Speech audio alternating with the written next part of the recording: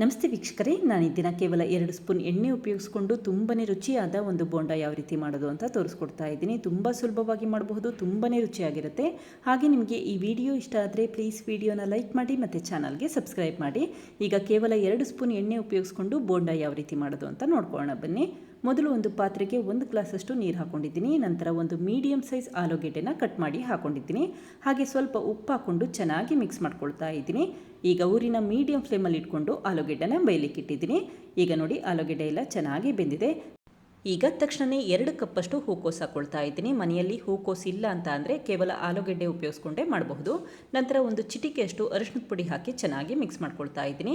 ಹೂಕೋಸು ಬೆಂದಿದ್ರೆ ಸಾಕು, ತಕ್ಷಣವೇ ಸ್ಟವ್ ಆಫ್ ಮಾಡ್ಕೊಳ್ಳಿ. ತುಂಬ ಸಮಯ ಬೇಯಿಸೋಕೆ ಹೋಗ್ಬೇಡಿ ಮತ್ತು ತರಕಾರಿಗಳು ತುಂಬ ಮೆತ್ತಗಾಗೋ ಅವಶ್ಯಕತೆ ಇರೋದಿಲ್ಲ. ಈಗ ಸ್ಟವ್ ಆಫ್ ಮಾಡಿಕೊಂಡು ಈ ತರಕಾರಿಗಳನ್ನ ಒಂದು ಪ್ಲೇಟಿಗೆ ಎತ್ತಿಟ್ಕೊಳ್ತಾ ಇದ್ದೀನಿ. ನಾನಿಲ್ಲಿ ಹೂಕೋಸು ಪ್ರಮಾಣ ಆಲೂಗೆಡ್ಡೆ ಪ್ರಮಾಣಕ್ಕಿಂತ ಸ್ವಲ್ಪ ಜಾಸ್ತಿ ತೊಗೊಂಡಿದ್ದೀನಿ. ತುಂಬಾ ರುಚಿಯಾಗಿರುತ್ತೆ. ಮನೆಯಲ್ಲಿ ಹೂಕೋಸು ಇದ್ದರೆ ಹೂಕೋಸು ಪ್ರಮಾಣ ಜಾಸ್ತಿ ಮಾಡ್ಕೊಳ್ಳಿ, ಹಾಗೆ ಆಲೂಗೆಡ್ಡೆ ಪ್ರಮಾಣನ ಕಡಿಮೆ ಮಾಡ್ಕೊಳ್ಳಿ. ಈಗ ನೋಡಿ, ತರಕಾರಿಗಳನ್ನ ಒಂದು ಪ್ಲೇಟಿಗೆ ಎತ್ತಿಟ್ಕೊಂಡಿದ್ದೀನಿ. ನಂತರ ಈ ರೀತಿ ನಿಧಾನಕ್ಕೆ ಆಲೂಗೆಡ್ಡೆ ಸಿಪ್ಪೆನ ತೆಗೆದಿಟ್ಕೊಳ್ತಾ ಇದ್ದೀನಿ. ನೀವಿಲ್ಲಿ ಆಲೂಗೆಡ್ಡೆಯಲ್ಲಿ ಈ ಬೋಂಡ ಮಾಡ್ತೀರಾ ಅಂತ ಅಂದರೆ ಆಲೂಗೆಡ್ಡೆನ ಜಾಸ್ತಿ ಪ್ರಮಾಣದಲ್ಲಿ ಉಪಯೋಗಿಸ್ಬೇಕಾಗತ್ತೆ. ಈ ರೀತಿ ಆಲೂಗೆಡ್ಡೆ ಸಿಪ್ಪೆ ತೆಗೆದಾದ ನಂತರ ಆಲೂಗೆಡ್ಡೆನ ಈ ರೀತಿ ನಿಧಾನಕ್ಕೆ ಮ್ಯಾಶ್ ಮಾಡ್ಕೊಳ್ತಾ ಇದ್ದೀನಿ. ಹಾಗೆ ನೋಡಿ, ಇಲ್ಲಿ ಹೂಕೋಸನ್ನು ಕೂಡ ಮ್ಯಾಶ್ ಮಾಡ್ಕೋಬೇಕಾಗತ್ತೆ. ಈ ರೀತಿ ಕೈಯಲ್ಲಿ ನಿಧಾನಕ್ಕೆ ಬಿಡಿಸ್ಕೊಳ್ತಾ ಬನ್ನಿ. ನೋಡಿ ಎಷ್ಟು ಸಾಫ್ಟ್ ಆಗಿದೆ ಅಂತ ಗೊತ್ತಾಗ್ತಾ ಇದೆ. ತುಂಬಾ ರುಚಿಯಾಗಿರುತ್ತೆ ಮತ್ತು ತುಂಬ ಸುಲಭವಾಗಿ ಈ ಬೋಂಡ ಮಾಡಬಹುದು. ಹಾಗೆ ಆಲೂಗೆಡ್ಡೆ ಮತ್ತು ಹೂಕೋಸನ್ನ ತುಂಬ ಬೇಯಿಸಬೇಡಿ, ಆವಾಗ ತರಕಾರಿಗಳೆಲ್ಲ ಮೆತ್ತಗಾಗ್ಬಿಡುತ್ತೆ ಮತ್ತು ಉಂಡೆ ಕಟ್ಟಲಿಕ್ಕೆ ಆಗೋದಿಲ್ಲ. ಇದಕ್ಕೀಗ ಅರ್ಧ ಟೀ ಸ್ಪೂನಷ್ಟು ಅಚ್ಕಾರದ ಪುಡಿ ಹಾಕ್ಕೊಳ್ತಾ ಇದ್ದೀನಿ. ಹಾಗೆ ಅರ್ಧ ಟೀ ಸ್ಪೂನಷ್ಟು ಜೀರಿಗೆ ಪುಡಿ ಹಾಕ್ಕೊಂಡಿದ್ದೀನಿ. ನಂತರ 1/4 ಟೀ ಸ್ಪೂನಷ್ಟು ಗರಂ ಮಸಾಲ ಪುಡಿ ಹಾಕಿದ್ದೀನಿ. ಹಾಗೆ ಅರ್ಧ ಟೀ ಸ್ಪೂನಷ್ಟು ಚಾಟ್ ಮಸಾಲ ಪುಡಿ ಹಾಕ್ಕೊಳ್ತಾ ಇದ್ದೀನಿ. ಈಗ 1 ಟೀ ಸ್ಪೂನಷ್ಟು ಸಣ್ಣದಾಗಿ ಹೆಚ್ಚಿರುವಂಥ ಹಸಿರು ಮೆಣಸಿನಕಾಯಿ ಹಾಕ್ಕೊಂಡಿದ್ದೀನಿ. ಹಾಗೆ ಒಂದು ಮೀಡಿಯಂ ಸೈಜ್ ಈರುಳ್ಳಿನ ಸಣ್ಣದಾಗಿ ಹೆಚ್ಚಿ ಹಾಕ್ಕೊಂಡಿದ್ದೀನಿ. ಈಗ 2 ಟೇಬಲ್ ಸ್ಪೂನಷ್ಟು ಸಣ್ಣದಾಗಿ ಹೆಚ್ಚಿರುವಂಥ ಕೊತ್ತಂಬರಿ ಸೊಪ್ಪು ಹಾಕ್ಕೊಳ್ತಾ ಇದ್ದೀನಿ. ಮೊದಲು ಈ ರೀತಿ ಕೈಯಲ್ಲಿ ಚೆನ್ನಾಗಿ ಮಿಕ್ಸ್ ಮಾಡ್ಕೊಳ್ಳಿ, ನಂತರ ಅಷ್ಟೇ ಉಪ್ಪು ಹಾಕೋಬಹುದು. ಈಗ ನೋಡಿ, ಕೈಯಲ್ಲಿ ಚೆನ್ನಾಗಿ ಮಿಕ್ಸ್ ಮಾಡ್ಕೊಳ್ತಾ ಇದ್ದೀನಿ. ನಂತರ ರುಚಿಗೆ ತಕ್ಕಷ್ಟು ಉಪ್ಪು ಹಾಕ್ಕೊಳ್ತಾ ಇದ್ದೀನಿ. ನೀವಿಲ್ಲಿ ಚಾಟ್ ಮಸಾಲ ಪುಡಿ ಇಲ್ಲ ಅಂತ ಅಂದರೆ ಚಾಟ್ ಮಸಾಲ ಪುಡಿ ಬದಲಾಗಿ ನಿಂಬೆಹಣ್ಣಿನ ರಸ ಕೂಡ ಉಪಯೋಗಿಸಬಹುದು. ಹಾಗೆ ಸ್ವಲ್ಪ ಜಾಸ್ತಿ ಪ್ರಮಾಣದಲ್ಲಿ ಗರಂ ಮಸಾಲ ಪುಡಿ ಹಾಕ್ಕೊಳ್ಳಿ. ಈಗ ಅರ್ಧ ಟೀ ಸ್ಪೂನಷ್ಟು ಶುಂಠಿ ಬೆಳ್ಳುಳ್ಳಿ ಪೇಸ್ಟ್ ಹಾಕ್ಕೊಂಡು ಚೆನ್ನಾಗಿ ಮಿಕ್ಸ್ ಮಾಡ್ಕೊಳ್ತಾ ಇದ್ದೀನಿ. ಈಗ ನೋಡಿ, ತರಕಾರಿ ಮಿಶ್ರಣ ರೆಡಿಯಾಗಿದೆ. ನಂತರ ಸ್ವಲ್ಪನೇ ಈ ತರಕಾರಿ ಮಿಶ್ರಣ ತೊಗೊಂಡು ಕೈಯಲ್ಲಿ ಉಂಡೆ ಕಟ್ಟಿಟ್ಕೊಳ್ತಾ ಇದ್ದೀನಿ. ಅಕಸ್ಮಾತ್ ಈ ತರಕಾರಿ ಮಿಶ್ರಣ ತುಂಬಾ ಸಾಫ್ಟ್ ಆಗಿದೆ, ಉಂಡೆ ಕಟ್ಟಲಿಕ್ಕೆ ಆಗ್ತಾ ಇಲ್ಲ ಅಂತ ಅಂದರೆ 10 ನಿಮಿಷ ಈ ತರಕಾರಿ ಮಿಶ್ರಣ ಫ್ರಿಜ್ಜಲ್ಲಿಟ್ಟು ನಂತರ ಈ ರೀತಿ ಉಂಡೆ ಕಟ್ಕೊಳ್ಳಿ. ಫ್ರಿಜ್ಜಲ್ಲಿ ಇಡೋದ್ರಿಂದ ಗಟ್ಟಿ ಆಗುತ್ತೆ ಅಂತಷ್ಟೇ. ಇದೇ ರೀತಿ ಎಲ್ಲ ಉಂಡೆಗಳನ್ನು ಕಟ್ಟಿಟ್ಕೊಂಡಿದ್ದೀನಿ. ನಂತರ ಮತ್ತೊಂದು ಬೌಲ್ಗೆ ಅರ್ಧ ಕಪ್ಪಷ್ಟು ಕಡಲೆ ಹಿಟ್ಟು ಹಾಕ್ಕೊಳ್ತಾ ಇದ್ದೀನಿ. ಈಗ ರುಚಿಗೆ ತಕ್ಕಷ್ಟು ಉಪ್ಪು ಹಾಕ್ಕೊಂಡಿದ್ದೀನಿ. ಹಾಗೆ 1/4 ಟೀ ಸ್ಪೂನಷ್ಟು ಅಚ್ಕಾರದ ಪುಡಿ ಹಾಕ್ಕೊಳ್ತಾ ಇದ್ದೀನಿ. ನಂತರ ಒಂದು ಚಿಟಿಕೆಯಷ್ಟು ಅರಿಶಿಣದ ಪುಡಿ ಹಾಕ್ಕೊಳ್ತಾ ಇದ್ದೀನಿ. ಈಗ 1-2 ಟೀ ಸ್ಪೂನಷ್ಟು ಸಣ್ಣದಾಗಿ ಹೆಚ್ಚಿರುವಂಥ ಕೊತ್ತಂಬರಿ ಸೊಪ್ಪು ಹಾಕ್ಕೊಳ್ತಾ ಇದ್ದೀನಿ. ಈಗ 1 ಟೇಬಲ್ ಸ್ಪೂನಷ್ಟು ಅಕ್ಕಿ ಹಿಟ್ಟು ಹಾಕ್ಕೊಳ್ತಾ ಇದ್ದೀನಿ. ಅಕ್ಕಿ ಹಿಟ್ಟು ಹಾಕೋದ್ರಿಂದ ಬೋಂಡ ಸ್ವಲ್ಪ ಗರಿ ಗರಿಯಾಗಿ ಬರುತ್ತೆ ಅಂತಷ್ಟೇ. ಈಗ ಸ್ವಲ್ಪನೇ ನೀರನ್ನು ಹಾಕ್ಕೊಂಡು ಹಿಟ್ಟನ್ನು ಕಲಸಿಟ್ಕೊಳ್ತಾ ಇದ್ದೀನಿ. ಬೋಂಡ ಹಿಟ್ಟನ್ನು ಯಾವ ರೀತಿ ಮಾಡ್ಕೊಳ್ತೀರಾ ಆ ರೀತಿ ಮಾಡ್ಕೋಬೇಕಾಗುತ್ತೆ. ತುಂಬ ನೀರು ಹಾಕ್ಕೊಂಡು ತೆಳು ಮಾಡ್ಕೋಬೇಡಿ. ದೋಸೆ ಹಿಟ್ಟಿರುತ್ತಲ್ಲ ಆ ಕನ್ಸಿಸ್ಟೆನ್ಸಿಯಲ್ಲಿ ಮಾಡಿಟ್ಕೊಂಡೆ ಸಾಕು. ಈಗ ನೋಡಿ, ಮತ್ತೆ ಸ್ವಲ್ಪ ನೀರು ಹಾಕ್ಕೊಂಡು ಚೆನ್ನಾಗಿ ಮಿಕ್ಸ್ ಮಾಡ್ಕೊಳ್ತಾ ಇದ್ದೀನಿ. ಎಲ್ಲೂ ಕೂಡ ಗಂಟುಗಳಾಗಬಾರ್ದು, ಆ ರೀತಿ ಚೆನ್ನಾಗಿ ಮಿಕ್ಸ್ ಮಾಡಿ ಇಟ್ಕೊಂಡೆ ಸಾಕಾಗುತ್ತೆ. ಈಗ ನೋಡಿ, ಬೋಂಡ ಹಿಟ್ಟು ಕೂಡ ರೆಡಿಯಾಗಿದೆ. ನಂತರ ಅಪ್ಪನ್ ಪ್ಯಾನಿಗೆ 1-2 ಹನಿಯಷ್ಟು ಎಣ್ಣೆ ಹಾಕ್ಕೊಳ್ತಾ ಇದ್ದೀನಿ.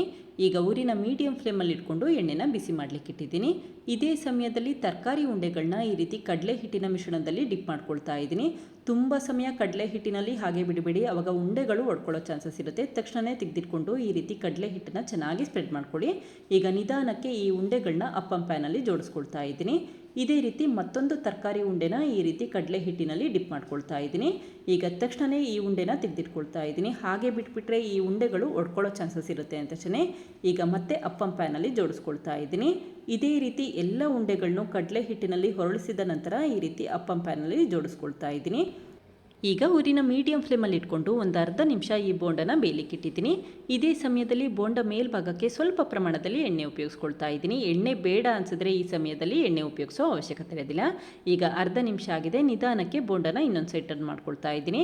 ನೋಡಿ, ಕಡಲೆ ಹಿಟ್ಟು ಪ್ಯಾನ್ಗೂ ಕೂಡ ಅಂಟ್ಕೊಂಡಿಲ್ಲ. ತುಂಬ ಸುಲಭವಾಗಿ ಇನ್ನೊಂದು ಸೈಡ್ ಟರ್ನ್ ಮಾಡ್ಕೋಬಹುದು. ನಂತರ ಊರಿನ ಮೀಡಿಯಂ ಫ್ಲೇಮಲ್ಲಿ ಇಟ್ಕೊಂಡು ಮತ್ತೆ ಅರ್ಧ ನಿಮಿಷ ಬೇಯಲಿಕ್ಕೆ ಇಡ್ತಾ ಇದ್ದೀನಿ. ಕಡಲೆ ಹಿಟ್ಟು ಚೆನ್ನಾಗಿ ಬೇಯಬೇಕು, ಅದಕ್ಕೋಸ್ಕರ ನಿಧಾನಕ್ಕೆ ಬೇಯಿಸ್ಕೋಬೇಕಾಗತ್ತೆ.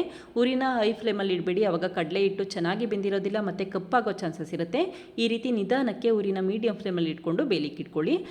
ಹಾಗೆ ಈ ಬೋಂಡಗಳನ್ನ ನಿಧಾನಕ್ಕೆ ಈ ರೀತಿ ಸುತ್ತ ತಿರುಗಿಸ್ಕೊಳ್ತಾ ಇದ್ದೀನಿ. ಈ ರೀತಿ ಮಾಡೋದ್ರಿಂದ ಬೋಂಡ ಸುತ್ತ ಎಲ್ಲ ಚೆನ್ನಾಗಿ ಬೆಂದಿರುತ್ತೆ ಮತ್ತು ಕಡಲೆ ಹಿಟ್ಟು ಕೂಡ ಚೆನ್ನಾಗಿ ಬೆಂದಿರುತ್ತೆ ಅಂತಷ್ಟೇ. ಆದಷ್ಟು ಊರಿನ ಮೀಡಿಯಂ ಫ್ಲೇಮಲ್ಲಿ ಇಟ್ಕೊಂಡು ನಿಧಾನಕ್ಕೆ ಬೋಂಡಗಳನ್ನ ಬೇಯಲಿಕ್ಕೆ ಇಟ್ಕೊಳ್ಳಿ. ಈಗ ನೋಡಿ ಬೋಂಡ ಬಣ್ಣ ಬದಲಾಗಿದೆ. ಯಾವಾಗ ಈ ರೀತಿ ಬೋಂಡ ಒಳ್ಳೆ ಬಣ್ಣ ಬಂದಿರುತ್ತೆ ಆವಾಗ ತಕ್ಷಣವೇ ತೆಗೆದಿಟ್ಕೊಂಡ್ರೆ ಸಾಕು.